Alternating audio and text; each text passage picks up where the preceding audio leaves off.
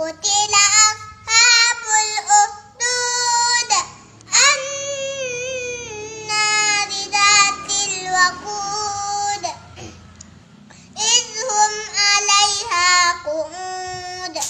وهم على ما يفعلون بالمؤمنين شهود وما نقموا منهم إلا أن يؤمنوا بالله العزيز الحميد الذي له ملك السماوات والأرض والله على كل شيء شهيد إن الذين فتنوا المؤمنين والمؤمنات ثم لم يتوبوا فلهم عذاب جهنم ولهم عذاب الحريق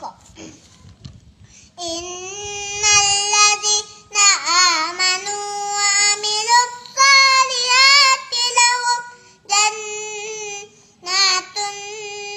تجري من تحتها الأنهار ذلك الفوز الكبير إن بطش ربك لشديد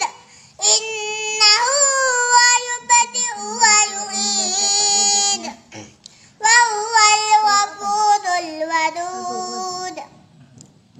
ذو العرش المجيد